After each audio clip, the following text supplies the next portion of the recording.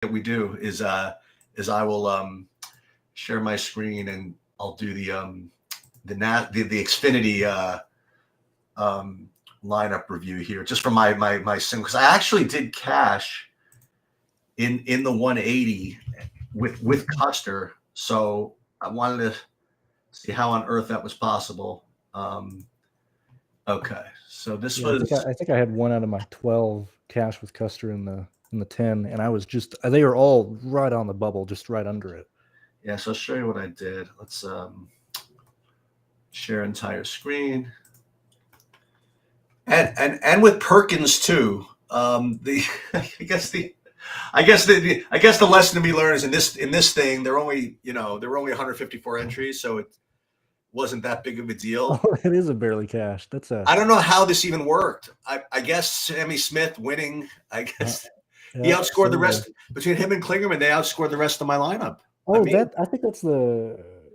Let me look at mine really fast because I don't know if I had Perkins in it, but the Bush, Custer, Smith, and Kligerman was the one that I cashed with. Pretty sure I had a different.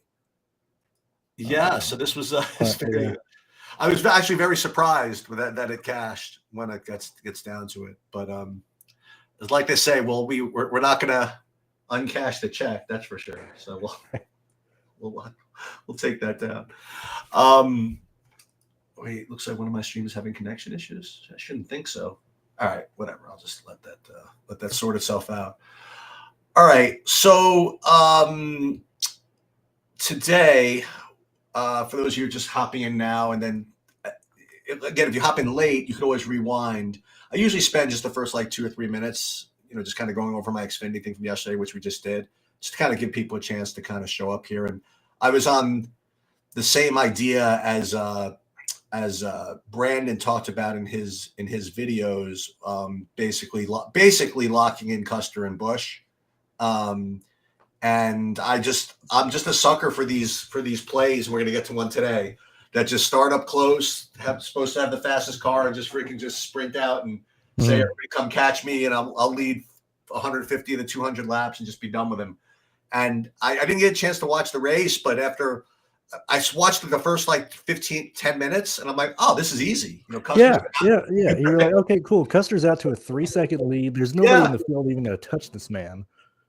And you know what happens is that when you follow the announcers like within like 45 seconds of the race start, they already started to look at who's fourth, fifth, seventh, ninth. Uh-huh. So let's go to the first major issue: is who's 12th and 11th. I'm like, because Custer's long gone already. Yeah. They're looking for something else to cover aside from the fact that obviously Custer's going to run away and hide. The next thing you know, I see not next thing I know, maybe a half hour later, I see that he's like 14th. I'm like, okay, he's probably in the pit or something like that. There's probably something. And I'm like, what the hell's going on here? So sometimes I guess they just don't run as best I goes. I Yeah. suppose that's the best I can describe it. I imagine. It, All right, so there are a couple of things I wanted to talk to you about fundamentally as well today. In addition to doing the build, so I kind of buried the lead here when I was talking about Custer. Is that Kyle Larson in a I don't want to say in a similar way, but I guess in a similar way. He's the one of the he's the highest priced guy, and he has the pole, and he's going to be 100% owned, and he rates to blast everybody, and Mhm. that's one thing that you have to deal with. So again, for those of you here first time, what you're looking at here is kind of my sheets, which are basically a weighted combination of some of the higher respective projections in the industry, weighted basically by accuracy. I mean, I back test some of these projections, and Wim Brandon is one of them for accuracy over as long as back as I can do it. And then I give some projections a little more of a weight than others for my own reasons, right? And kind of an average ownership projection, so people just get a look at kind of what this is. And then what I use this file is I will upload this to SaberSim when I run MME builds. But I also find that from a just to visualize it like this, for the purposes of doing single entry, it kind of helps me. So what this is not going to be, for those of you for the first time, we're not going to go like driver by driver, breakdown by breakdown, breakdown. Like at this point, you should have honestly like either watched one of Brandon's videos by now or something like that, where you should have an idea of who the good plays are. We're going to spend a little bit more time, hopefully, on actual lineup construction. But the one thing I wanted to ask you fundamentally, okay, and we are going to have to talk about a driver when we talk about this. One thing I mentioned to you when we first started talking about NASCAR, what was it, a year or two ago, whatever, was NASCAR is it's very, I want to say course fit, but there's so much emphasis put on track history in analyzing how a car is going to do. I want you to talk about a little of that, because it's not just you, it's like everybody, all the experts, that's what happens. You say, okay, XYZ driver at this track has done so well. XYZ, tell me why that would be. You know what I mean? Because we're making a pretty big assumption to say something like, you know, a driver does so well at this particular track, and as a result, his projection is going to be bumped because of that. Now, again, we're talking about a very, I don't want to say small, but we're talking about a handful sample size when you're talking about access to these tracks, maybe 5, 10 races or whatever. Tell me what it is about a track that would make like a Harvick or somebody, you know what I mean, like that much better on this track than something else. I think it's more so on the driver versus the teams. Like you'll see it correlate even when the drivers swap different teams. I just think it's more so based on what that driver is comfortable with. I think, very similar in a vein of like golf. Like some people are better on certain types of grasses than others. Like today's a good example. Like some people are better players in the wind. So you're going to see like some guys at the top of the leaderboard be able to stay up there today with all the wind heading over. Like some guys just feel better on certain types of courses, whether it can be courses, it could be types of asphalt, concrete, short tracks typically lean to just a certain driver. Very similar to, if you look at like when you drive around daily, I would assume that you brake differently than most people around you, whether it's good or bad. The way that you like come to a rolling stop at a stop sign or at a red light or something is different than other people. Some people just slam the brake. Some people gently get on the brake just to come to a red light. Well, the same thing can apply to a racetrack, and these types of tracks lean to those little nuances of how soft or how aggressive you brake, how soft or how aggressive you get on the gas. Same thing with steering. And it literally just falls into how certain drivers like prefer to drive. And it leans to some people being good at short tracks, some people being good at intermediate tracks. But that's the main thing when I look at track history, specifically for Phoenix. It's not necessarily what teams these drivers are with, but it's just how they do in general, regardless of the team that they're with. Like, Eric Almirola, for an example, you can go all the way back to where he was with, Richard Petty in a slow 43 car, basically being a consistent, top 20 performer, and then he gets in slightly better equipment and he hasn't really finished outside the top 12 outside of 2 races since 2017. Same thing with, people like Kyle Busch. I know that's more, Joe Gibbs, but even in every single series he races in the trucks, Xfinity Cup Series, here he's a consistent top 5 driver. Harvick, in every single race that he started for Stewart-Haas, for Hendrick, Harvick has always been consistent here. And so it literally just falls into what drivers are comfortable with. And this is one of those tracks that lean into some drivers' strengths and leans into some drivers' weaknesses more than others. So this is what I'm going to do. So first I'm kind of looking at this, and then we're going to build with SaberSim, and then we'll analyze a little bit and see what types of lineups people are going to get to and what types of lineups we should get to. So the reason I mentioned the Harvick only because, I mean, like I'm looking at the top owned guys being Larson, Harvick, and actually the guy we just mentioned, Alec Almirola. I thought he was going to be such a sneaky idea by me, Almirola. But like he's so these are like the 3 kind of top guys. So I guess what the idea is that also I imagine, and we'll look at it when we build. I imagine Harvick is starting like kind of in the middle, like in the 15, something like that. So you have him starting in like the 15, and then you have, say, Almirola, he's in the back somewhere, like 30, and then you have Larson kind of near the front. So you'd think that this would be a very logical type of thing to do, right? To pick Larson in the front, Harvick in the middle, and Almirola coming from the back. So it would seem to be that's what people would do. So let me pull up a Saber Sim, and we'll just build. So what I do, just to show you the process. Okay. So what we do is, if you're actually a premium member, it will upload. You can upload my projections straight to Saber Sim, or you can use Saber Sim's projections, or you can upload your own. And that's what I'm doing right now. This is my own file, okay?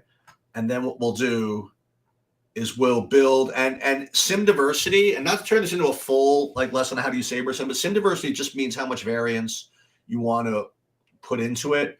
And usually for NASCAR, 8 is usually pretty good. They sometimes default to 10, but if you have a little bit more faith in your projections, you can make it a little bit lower.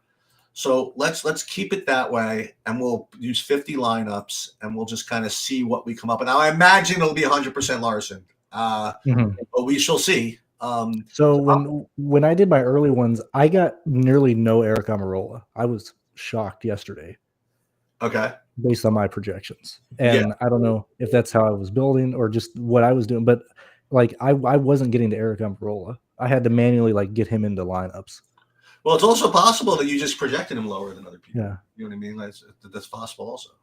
As a matter of fact, let me just see if I can / want to share that. Let me just see. They're ready. So Alec Almirola, you were actually not outside the realm of everybody else. You know what I mean? You are right. Literally, as a matter of fact, it's really funny. You had him if you wouldn't mind. You had him projected at 36, and the net I ended up with after everything was 37.75. So it's really right. And when you bring stuff up, a lot of people in my Discord have outside of me asking them to do, they've done a lot of back testing on my stuff, and it makes me so happy when I hear that. Yeah. that I'm right there with. Yeah. Okay, so when you just run a straight, I don't give a crap betting. I just want to I'm doing a little bit of variance, but we're just gonna run lineups. You're getting 100% Larson, 88%. And now I could have told you this was happening because I ran this before. The guy you're getting, which is a little bit, I don't want to say interesting, but I just wasn't expecting it, is a full 60% Christopher Bell. And in addition to that, you're getting 40% Hamlin. Now, again, for me, I mean, we talk about this, is that when you have guys competing, to use Pierce's thing, for the same bucket of points, right? When you guys competing for those laps led and those fastest laps or whatever, you run into some correlation problems when you play too many of them, because every lap that Kyle Larson leads, Denley Hamlin's not leading. Every lap that Carl Larson leads, Christopher Bell, for example, is not leading. So you got to be, it's important to play multiple dominators, whatever it is. You got to be careful about putting yourself in too big of a pickle with respect to that. So I want to add to that really fast. One thing that I've noticed over the last few years in NASCAR, more than what it used to be in 2020, 2019 and stuff, is that the leader is not necessarily getting the fastest laps anymore. So even in a sense of if the leader is getting the laps led, I've typically found that Hamlin, Bell, just because we were talking about him here, they are very much in line to get fast laps, even if they aren't leading the race. And just because those are worth so much more than the 0.25 for the laps led, I've lent to being way more comfortable starting and playing more people starting in the top 5 in a similar line, because if you're going to be a top 5 car, even if you aren't leading, you're more than likely the leader is not getting the fast lap anymore. That's so interesting. So why would that be? Because they're trying to kind of once they have the lead, they're trying to conserve energy or something like that? I am not. I I can't really explain that in a sense of like what's causing that to happen. I just know that it has happened. Well, I know that's like again, I can speculate. I'm telling you, yeah. this is back to the harness racing, idea. Like if you have the lead in like a harness race or a thoroughbred race, there's just no need to extend Mhm. yourself so much. You know what I mean? Where you actually try to slow it down a little bit, and as a result, you have these guys. Let's say Kyle Busch or somebody in like it's like in the 30 hole or something like that. They Mhm. have to start going blasting through the field. It's more they're more motivated. Yeah. to, And like last week is an example like with Byron. Like we can all agree that Byron ran away with the race. He literally died. Like he was first basically the entire race, led 176 laps. He only had 59 fast laps, which that's interesting.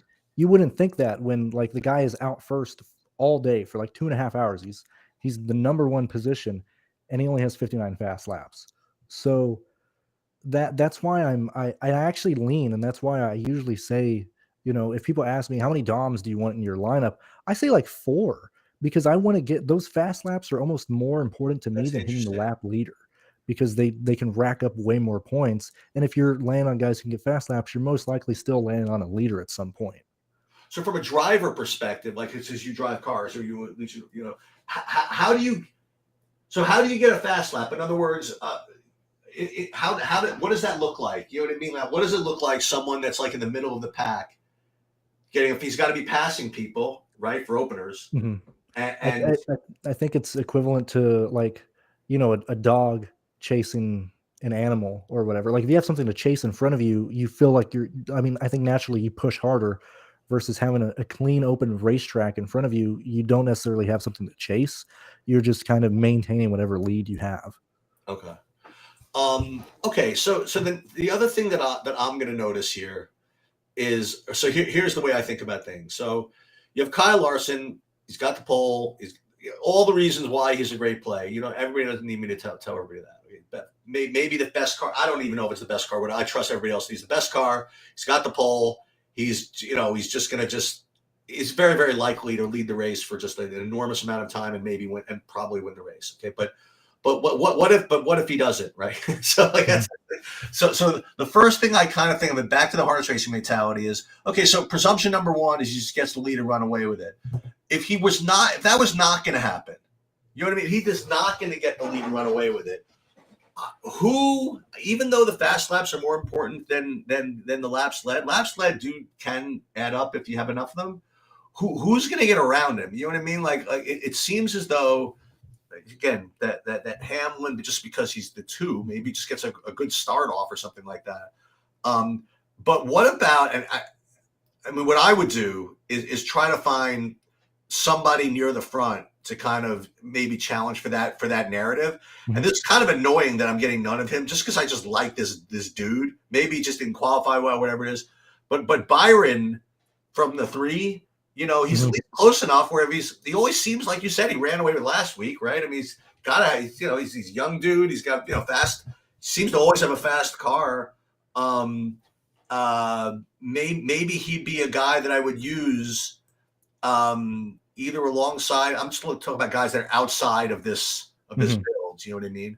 And so talk about that a little bit with not even necessarily him, but like these other guys that maybe could take the lead because I want to have like alternate universes. Like there's two. Listen, we talked about this last week and it worked. There were two ways to play. You could either play lock it.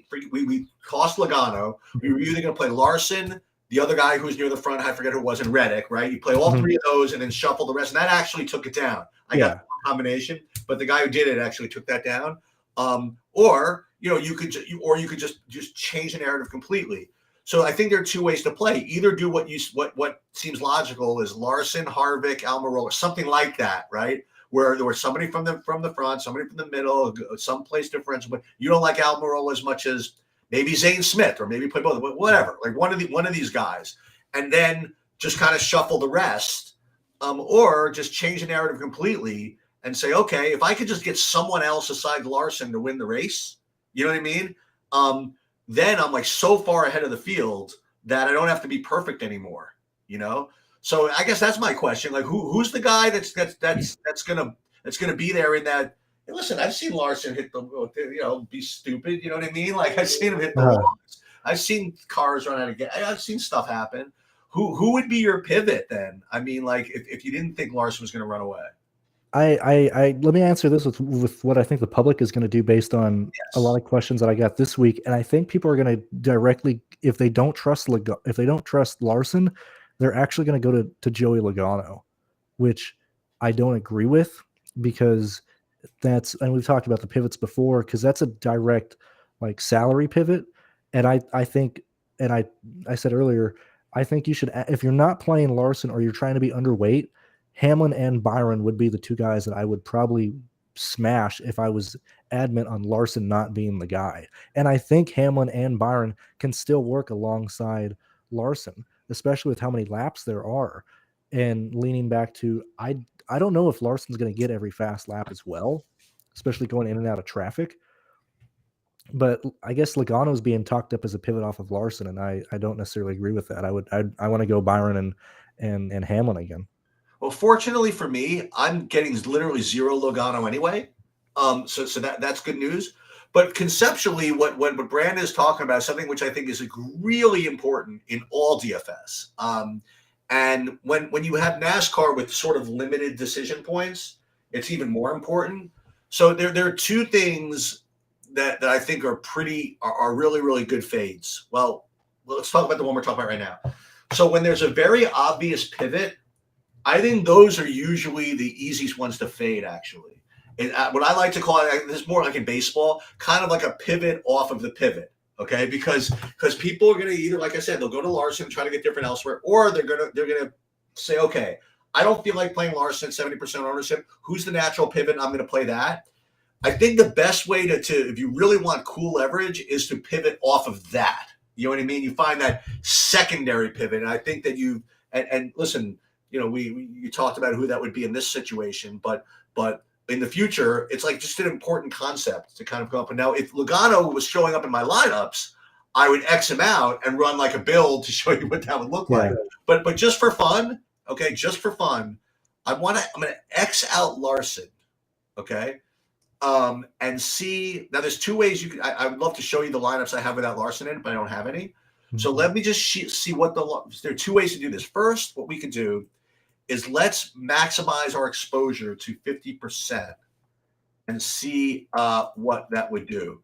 So if you did that, then you would end up with obviously more Harvick. You'd get more Bell and more Hamlin. Why is Christopher Bell continuing to just pop in like all these? I just am not sure. I think it's so because I'm right there with Christopher. Let me see, because right now I have 14 lines. I'm gonna run 20.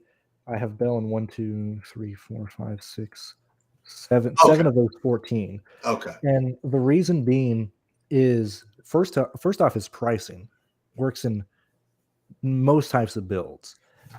Even if you're, I'm going to answer this both using Larson and without Larson, because I have him with Larson, obviously. His pricing is mispriced in my opinion, or underpriced based on his projection. Going on the same argument of, the leader not getting fast laps, we've seen Christopher Bell be able to just scrape off fast laps throughout races. Let me see if I can find the actual number real fast. But we're seeing Bell, in the fall race last year, he nearly had 6 points of fast laps. He had 2 in the spring in a race that he wrecked out in. When you go back and look at the races, we're seeing Christopher Bell usually get around like 4 to 5 fast lap points in general, and these are situations to where he wasn't necessarily starting right where he's starting here. That's usually a bit farther back in the field. He's shown phenomenal practice data, in my opinion, and I think he's going to maintain his running position inside the top 6 all day. So that's why I would back up that decision, or that at least what this is telling you to play Bell in, because that's what I'm doing. Between the guys up front as potential lap leaders, Hamlin, Byron, and Bell. Bell is my most owned guy up here between those guys. Okay. So now the other way I want to play this is I want to X them out completely. Right now, when I X them out completely, yeah, you know what? They don't really like that too much, but I don't care. We're gonna force ourselves to do it just to see what it would look like. And what this is, by the way, for those people who aren't uh, excuse me, that don't know what's going on here, is what you do when you build SaberSim. Like you say how many lineups you want to build. In other words, how many you want to play, and then what the pool size is. So what it does, it builds you say 500 lineups, and then chooses the top 50 for you. And the reason why is they give you like this 450 lineup, reserve pile, so that when you make these little changes, they have it to do whatever. And when I X'd out Larson, the reason why I got that error was they said that of the 500 lineups that they made for me, they couldn't find 50 without Larson in them. You know what I mean? So and that should tell you something, and depending on the sport, and this is like more SaberSim advice than anything else. My advice is that when SaberSim like starts yelling at you, you're really just kind of outside of your depth. In other words, you really just the changes you're making are probably way too egregious, and you should probably just kind of rethink about it. So this is no surprise. When you X Larson out completely, you're getting just more Harvick and Hamlin, Bell, Almirola, whatever. Okay. Let me try something different. So I want to go back to my sheets for a second, and I want to talk about this Almirola thing for a second, okay? Because something about a 32% Almirola just kind of, I don't want to say sits wrong with me, but if I'm gonna play lineups with Larson and Harvick, for example, I don't think I'm good enough to play 3 super chalks between Larson, Harvick, and Almirola and get the rest right. I'm not quite that good. So if I could somehow just get a pivot off of even Almirola, then maybe I don't have to be perfect elsewhere. And the guy that I identified as being lower owned, and I know you talked about him in your video, is I'm getting Zane Smith. Okay. He's 5,200. So what that does, well, first of all, you probably end up in lines with both of them anyway, Zane Smith and Almirola. But if you didn't, you could play Zane Smith. You get an ownership discount off of certainly a big ownership discount off of Almirola. And although it's not exactly the same price, they're at least, competing for the same types of points, So there's a little bit of leverage that way. And then I wonder what that would do. So let's try this. Let's go and this is exactly what I do every day. So we'll start over. While you do this, I want to add that I like people watch it. I don't tell Sheets anything before we do this. I just kind of show up and talk to him. He's getting to the exact same conclusions I am each time I do these videos with Zane Smith over like Eric Almirola. That's why I mentioned earlier when I was building lines, my lineups were not getting to Eric Almirola. It was getting to Zane Smith, just due to the builds that I was. That's so funny. So this is what we're gonna do. We'll do it again. We'll go same thing. We'll do 50 because I made too many changes, and I have to just like slip over. As a matter of fact, it's already starting to yell at me a little bit. No, it's not. So if you literally X that Almirola, but for this build, what I want to do is that first I want to do 2 things. First I want to X that Almirola, see what I get, and then I want to lock in Zane Smith and see what I get, and see if there's a difference. I just have this weird feeling that when you do X that Almirola, you're going to get more Zane Smith, but we're gonna find that out in a second. What I'm more curious about is what it does if it goes 3 drivers in the 8 and 9K range, or if it throws in another 10K guy. That's what I don't know, because my builds, because I look, I'm going 100% on Larson today. That's just where everything's saying play him. Every data point I would ever use says play him. I feel like I'd be a fool to, like, if I'm fading Larson today, it's because I think he wrecks, and I can never make that just choice of like, yeah, this guy's gonna wreck, I'm not gonna play him. So I'm 100% on Larson. The Zane part is because I'm using a lot of people like, as I said, Byron, Hamlin, Bubba Wallace, Martin Truex Jr., Harvick. So on my builds, I was not getting another like 10K driver. It was just Larson, and everything else is a balanced build. What do you think people are going to do? Like I still think it's going to be Harvick, Larson, Almirola. I think that's what people are going to. That's what the ownership dictates, and that's what the bills dictate. And if they don't do that, like you said, it's going to be like Hamlin over Larson. So I think those are probably the ones I'm going to avoid. I'm probably going to, I'm not going to avoid them. In other words, if I play those three, though, if you play all three of those guys, Harvick, Almirola, Larson, I think you really have to get kooky in the other three spots. I think another reason, maybe why it's not getting to another 10K, as I said, I'm not on Logano, but Kyle Busch, Blaney, and Chastain don't really project out well. So maybe, let's see. Yeah, so these are just balanced. No. There's an issue because I still have Larson X now. Oh, Larson X now. So we have to figure out what's going on here. So let's apply Larson. We're going to start all over again. Sorry about this, guys. No, you're good. Yeah, but don't like that. All right, let's start all over. That's okay. We'll start all over. We will upload. Okay. Boom. Make sure Larson's available, and he is. Okay. And we have no minimums, no maximums. We'll just build like this. Hang on. Save. The other guy that I looked at, I'll pull my sheets for a second, is the other kind of pivot off of Almirola I was thinking about I know who I want to get to. All right. So, and this is cheating sort of, but one of my processes is I get, again, like if somebody I respect, like Brandon, or someone brings up a guy, seriously, and this is the total process, brings up a guy they like and he's low owned, I just play him. You know what I mean? Like literally just like that. So, but usually good plays are just popular. That's kind of the way it is. But we're going to get to one that's not in a second. But let's just see what happens. So we'll X out Almirola just right here. Boom. X him out. And it does not get me that much more Zane Smith I would have already. What it does get me is more AJ Allmendinger. And it gets me more Chris Buescher. Now, again, I heard something out of the corner of my ear. You were talking about Chris Buescher as being something, either like you were saying he's like the same play as something else. You know what I mean? That was going to be really popular or something like that. So maybe you were talking about it with respect to Almirola. I'm not sure. But so when you X out Almirola, you're going to be getting more Buescher and you're going to be getting more Allmendinger. You're not going to get that much more Zane Smith, which is very very sort of interesting. Yeah, I like Buescher more than AJ today. I think AJ will be more popular, and it's not because of the ownership. I feel like I always have to explain that to people who listen. I'm not fading. I don't like somebody purely based on ownership. I just like Chris Buescher more than AJ, and the fact that they start right next to each other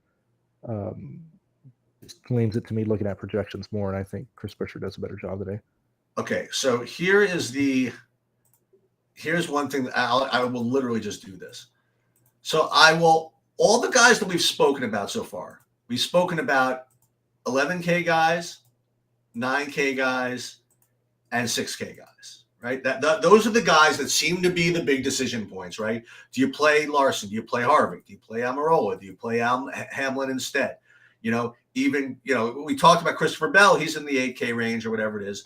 We didn't really talk too much about any of these other ranges. So if we're not talking about, they're probably going to be somewhat low owned.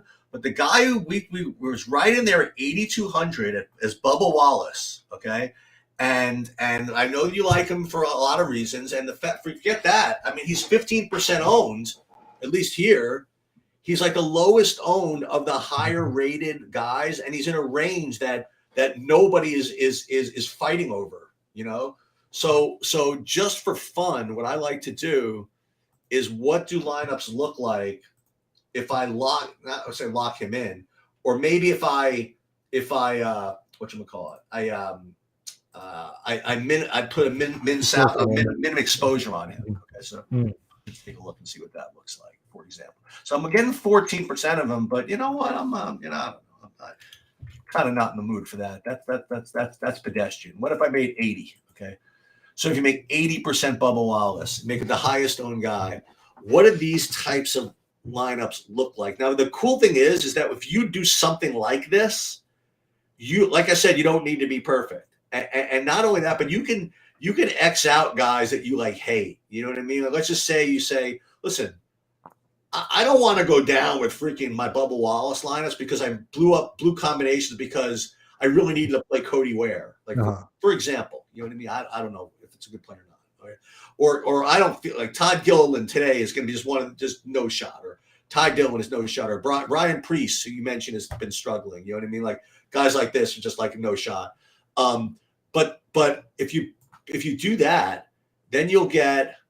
It's so interesting. You don't get 100% Kyle Larson anymore if you get 80% Wallace. I guess it just becomes harder to get Larson because most of the Larson builds you're probably going to end up pairing with the 6K guys, right? Mm-hmm. As a matter of fact, you look here, the highest owned 6K guy, guy under 7K, only comes at 20% ownership, and it's actually Busher. It's not even Almirola. Mm-hmm. You know, so this is basically the build that I would use, or the starting point. This is I think not necessarily what's on the screen on the right but this is my approach in this race. And then what this is me. What I would do is I would also make sure that I wouldn't play. You say dominators. I say, but I let me tell you something. This is maybe like an NBA thing, but I love just playing mid-range guys, like in general. You know, it's like 8 to 7. Yeah, and it's so funny because this is like this is the seminal point of all of lineup builds. And I asked Bobby when I first started. I said, Bobby, I have a question. What's better, playing a 10K guy with a 4K guy, or playing 2 7K guys? That's what I said, right? Mm. He said, "Well, that's a complicated question." I'm like, no, it depends on you know the answers. It depends on the slate, depends on this, et cetera. Yeah. But it's like, but it's a very legitimate question. You know, like if you have a guy that's going to hit a ceiling and a guy that's like a floor guy, you know, what's better? Is it better to play, Zach LaVine and DeMar DeRozan at 8,000 each, or is it better to play, Jokic at whatever and XYZ scrub at 3K? You know what I mean? It just kind of depends, but I always love it, like in general, when people are playing like the stars and scrubs type approach to play middling, and like if I could get lines, for example, with like a Bowman and like a Bubba Wallace, like 2 guys in that range, mm-hmm. and then just kind of let her fly. You know what I mean? Like I think that you're different with respect to construction. In other words, like I'm not saying that either of those drivers are going to be particularly low owned, but I think playing them together, I don't know how many people are necessarily going to do that. So maybe you're not going to get different completely by your driver selection, but you could get different by the way you put them together. And that's mm-hmm. and that's honestly what DFS is. You know and this is what I meant earlier when I ran stuff and made lineups yesterday. I just didn't get to Eric Almirola, not due to any specific fade. My lineups did not allow me to get to him because I just had guys projected better, either slightly more expensive or just slightly lower, and that's why I've ended up on so much Zane Smith. And let me ask you this from like a confidence perspective when you're doing NASCAR, because for me it's I guess sometimes it depends on the sport. Like if you see that, for example, Almirola. Let's just say that you look at your ownership projections, you see Almirola is like 50% owned or whatever, projects to be 50% owned, and you run, say, 150 lineups, and you get 0 of them. Are you like saying, oh, fuck, or, oh, cool? You know what I mean? So, and yet again, I mean, maybe I answer different because I have to make content. I mean, I clearly don't want to look like an idiot any given week, but I trust my projections. And if it tells me that Eric Almirola just isn't showing up in my stuff, I trust that. And so for me, it's not necessarily like my weekend starts and ends on my projections. Before I even build lines, if my projections are off, I've already lost the week. If they're somewhat arguable to what happens in real life, then we have a chance. So if my stuff is telling me not to play Eric Almirola, I don't necessarily argue that. I mean, at this point, as I said, I've highlighted him in my opinion here that I'm like, okay, I need to get some exposure to him because I had like no exposure yesterday when I did my first 14 lines. I need to get him in some lineups, but I'm perfectly fine rolling with what my stuff is telling me to do. I'll give you guys that are listening kind of little bit of advice on absorbing content in general and replacing it with your own and all this stuff. So I'll use the NBA as an example. Like in the NBA, the content goes all day long. You know, you come up with a 12 o'clock look, and then a 5 o'clock look, and then 6:45 and 7. And I'm really well in tune with what the industry is doing literally all day long. Okay. And then if I build a set of lineups at 50 lineups at 6:45, and there's a guy that's raised to be 50% owned, that's like that I'm getting zero of, I'm like all kinds of suspicious, and it messes with my head, whatever it is. But then it's funny, like on the weekends where I don't really follow, there's not as much industry pumping up people all day long, whatever.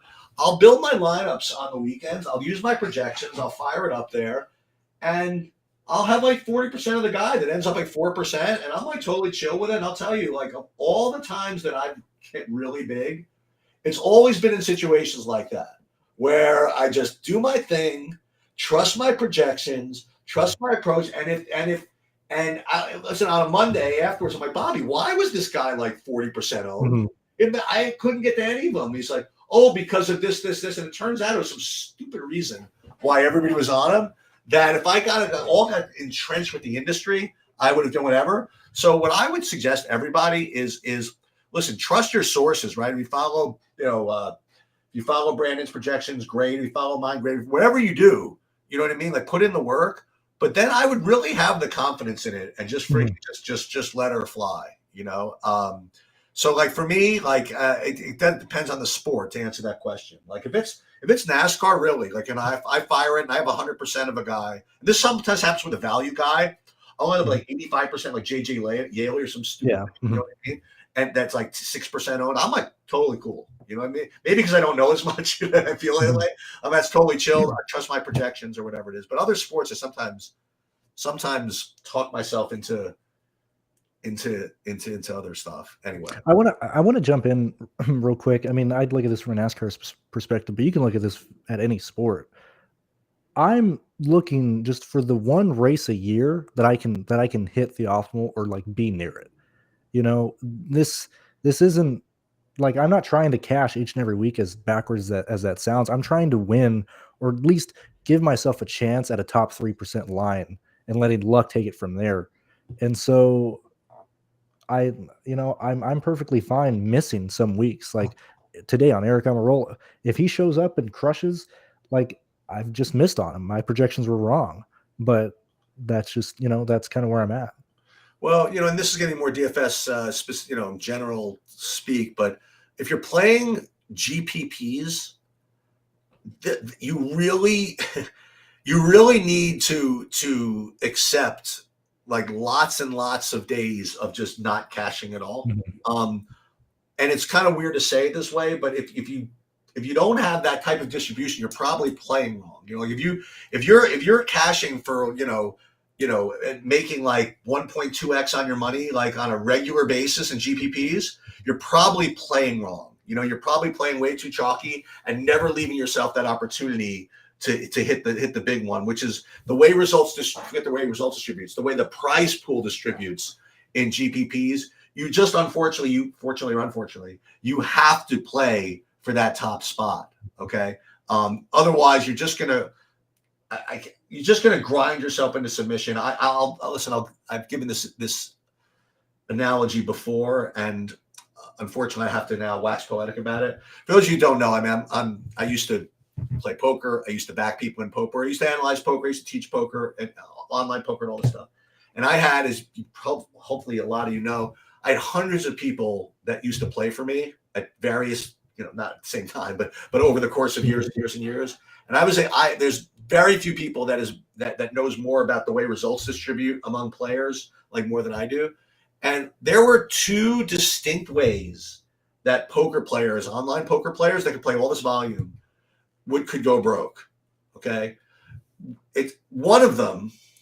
All right, is when they're just super psycho aggressive, just throwing money into the trash can, just having no hope and going on tilt and losing their money that way. Okay, and that's obvious and painful in its own way. But the more painful way that people went broke is the exact opposite way. People that, and I had plenty of these people that played just way too tight, waited for good hands, and waited for great spots, and min cash, min cash, min cash, then up complain they lost a coin flip. Min cash, min cash, min cash. Oh, they didn't get it, they got it in good and lost. And over time, those people will go broke just as surely as the people that were hyper aggressive. It will just actually take longer, which may as well be worse. Okay. So if you're gonna play, listen, if you're gonna play DFS, you can play cash. You know what I mean? And play conservatively, and you make a pretty. I mean, that's what it's there for. Right, exactly. Literally, yeah. But in GPPs, if you play too tight, like if you play, listen, I'll tell you this: if you play enough lineups over the course of time, just to give an example, with Larson, Almirola, Harvick, I don't know, whoever the next two highest known guys are, you play enough of that over time, you will lose all your money. It just will. It just because the way the results distribute in GPPs makes that. That's not to wax too poetically, but that's kind of like the old Robert Frost poem. There are two ways that you could either die by fire or by ice. You know what I mean? And it was kind of an allegory, whatever. But the world can end either of two ways. Neither one is painful. Neither one is great, but it can happen in two different paths. Anyway. And now Eric just comes right on in like he doesn't know me, right? He's like, "Hey, bro, are you going all in on Harvick?" You know I'm not. You know that I'm not going all in on Harvick for openers, and I know that you know this. Each time that you ask me questions like this, like I think that, Eric, you're just trolling me. I know you for a long time now, and you know that I would never go all in on Harvick. Not that Harvick means anything to me, but this is exactly the type of guy I wouldn't. Listen, I shouldn't say I wouldn't go on him. I might go on in him if I were just in full, like maybe Larson fade mode, maybe but I would almost rather. This is really disgusting, Eric, and I don't want this to come off as a recommendation, but I would rather take some stab on some Bubba Wallace type character or some. Maybe even a Chris Buescher, you know who we haven't talked about, like maybe even like a Martin Truex, or something. Yes, I need to mention. So okay, so and you've heard me say this a lot. Anybody who's listened to me last year, in my opinion, was the exact same situation, same start. Bubba Wallace, Truex Jr., Hamlin were around the exact same price at these exact same tracks, coming in at the exact same, if not less, ownership. And was up there showing speed. Last week at Las Vegas, okay, it was the Byron and Larson show. You know who else was there running, from 4th to 9th all day? It was Hamlin, Truex, Bubba Wallace. They're not showing flashes, but they have been there. And I'm saying this with me, just where I'm at. You need to play Truex, Hamlin, and Bell every week until their prices come up. That's just my stance that I'm taking. So, and yeah, again, I'm playing a lot of Bubba today. I'm playing a lot of Truex today.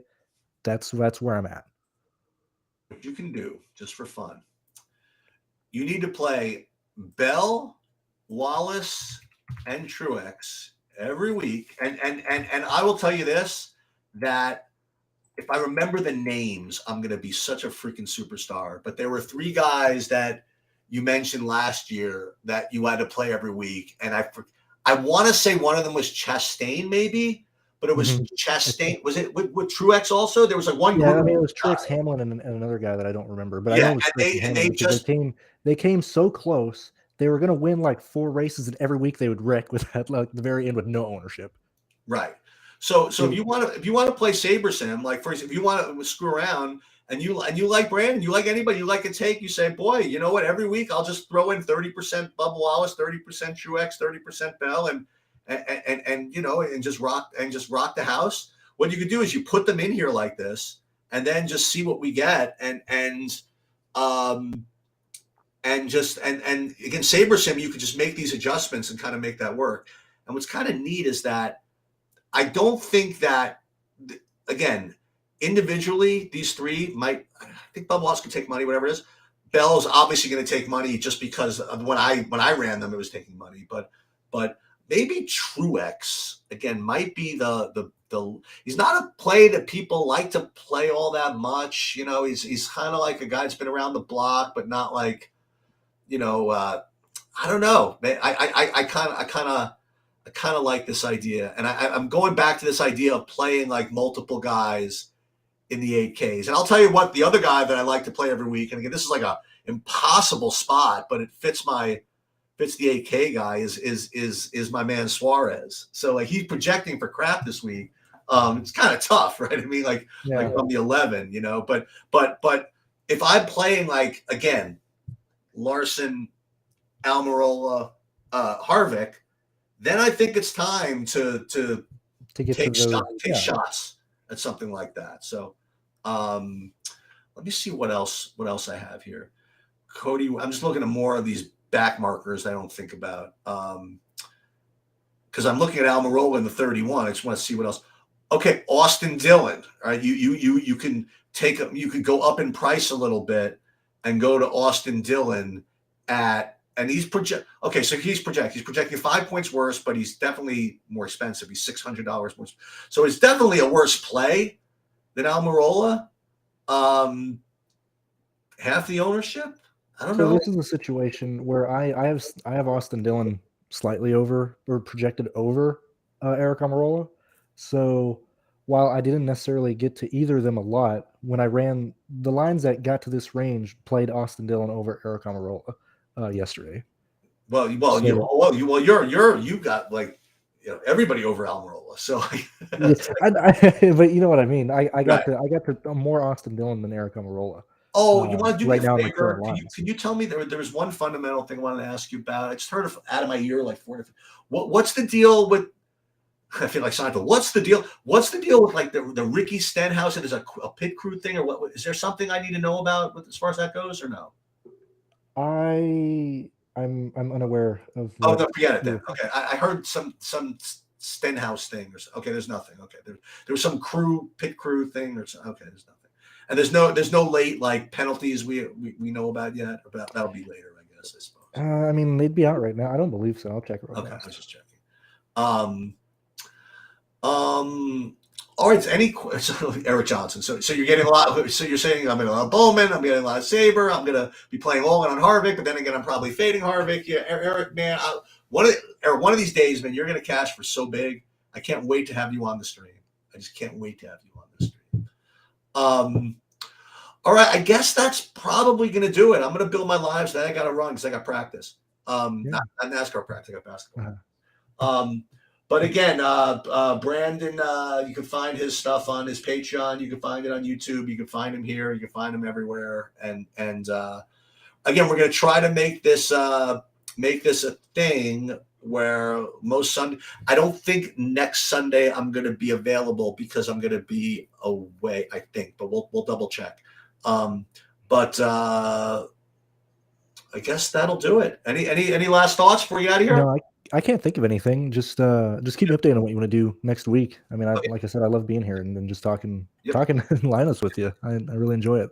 All right, guys. Thanks for everybody showing up. And somebody, let's take